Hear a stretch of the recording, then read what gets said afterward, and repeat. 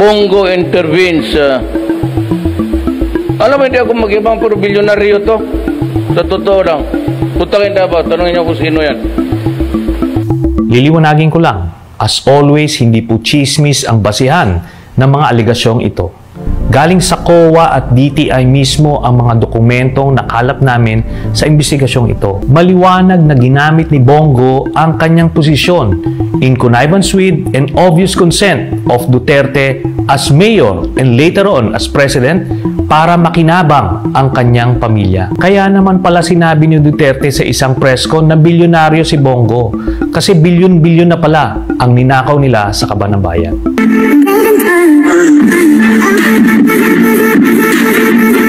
Episode na to, pag-uusapan natin ang pagnanakaw ni Duterte at Bongo sa Kaban ng Bayan.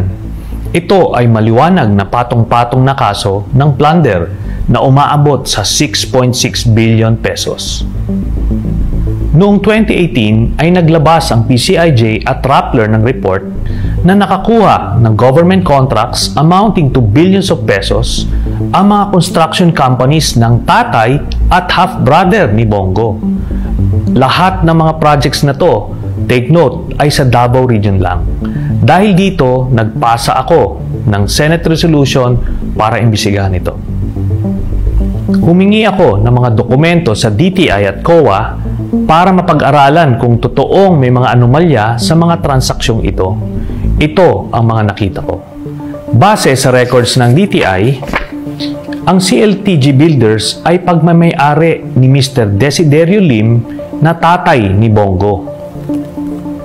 By the way, ang CLTG ay initials din ng buong pangalan ni Bongo na Christopher Lawrence Tesoro Go. Ang Alfredo Builders and Supply naman, ayon din sa DTI, ay pagmamay-ari ni Alfredo Amero Go. Siya ang half-brother naman ni Bongo. Base sa mga COA documents, nakakuha ng 125 projects ang CLTG mula March 25 hanggang May 2018 na umaabot sa 4.89 billion pesos ang halaga. In 2017 alone, nakakuha ng 27 projects ang CLTG worth 3.2 billion pesos. Again, lahat ng projects na ito ay located sa Davao City or Davao Region lamang.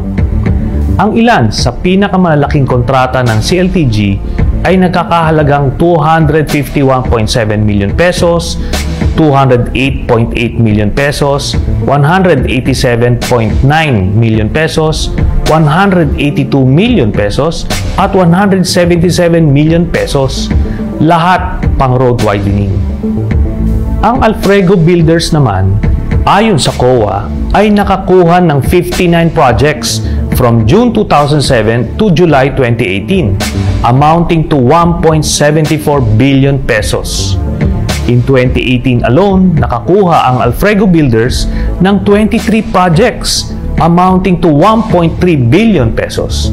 At gaya ng CLTG, lahat ng projects ng Alfredo Builders ay located sa Davao City or Davao Region lamang.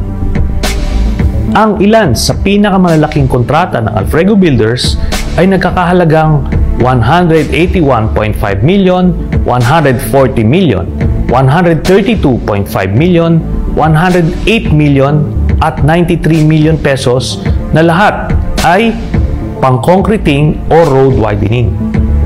Pag itotal ang mga projects na nakuha ng tatay at half-brother ni Bongo, ito ay aabot sa 6.6 billion pesos. Specifically, 1.5 billion pesos nung mayor pa lang si Duterte sa Davao City, habang 5.1 billion pesos worth of projects naman ang nakuha ng pamilya ni Bongo nung unang 2 taon pa lamang na pagkapresidente ni Duterte. Pareho ding B-license lang ang hawak ng 2 kumpanya, pero nakakuha sila ng malalaking proyekto. Bawal po ito. Kaso, naikutan nila ang requirement na to dahil pumapasok sila sa joint venture arrangements sa mga kumpanyang may AAA license, pero kung titignan natin ang mga kontrata nila with DPWH, mismo ang tatay ni Bongo na si Desiderio Go ang identified na contractor at siya pa rin ang nakapirma dito. Ganun din sa kontrata ng Alfredo Builders, mismong half-brother ni Bongo na si Alfredo Go ang identified as contractor ng project at siya rin mismo ang nakapirma rito. Ngayon, ano naman ang mali dito? Marami. Ayon sa Article 7, Section 13 of the 1987 Constitution, the President, Vice President, members of the Cabinet, and their deputies or assistants shall not, unless otherwise provided in this Constitution, participate in any business or be financially interested in any contract with the government. Ayon naman sa Republic Act 7080 or mas kilala sa tawag na Plunder Law, ang crime na plunder ay identified as any public officer who, by himself or in connivance with members of his family, relatives by affinity or consanguinity, business associates, subordinates, or other persons, amasses, accumulates, or acquires ill-gotten wealth through a combination or series of overt or criminal acts in the aggregate amount of 50 million pesos shall be guilty of the crime of plunder and shall be punished by reclusion perpetua. In the same law, ill-gotten wealth is defined as any asset, property, business enterprise, or material possession of any person acquired by him directly or indirectly through dummies, nominees, agents, subordinates, and or business associates by receiving directly or indirectly any commission, gift, share, percentage, kickbacks, or any other form of pecuniary benefit from any person and or entity in connection with any government contract or project or by reason of the office or position of the public officer concerned. Also, by taking undue advantage of official position, authority, relationship, connection, or influence to unjustly enrich himself or themselves at the expense and to the damage and prejudice of the Filipino people and the Republic of the Philippines.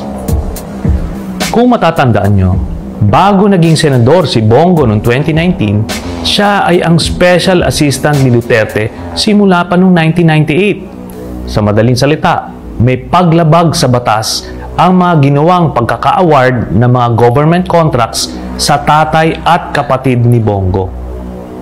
At dahil bilyon-bilyon ang halaga ng mga kontratang ito, ano ang krimen nilang ginawa? Plunder. Maliwanag na ginamit ni Bongo ang kanyang posisyon in connivance with and obvious consent of Duterte as mayor and later on as president para makinabang ang kanyang pamilya.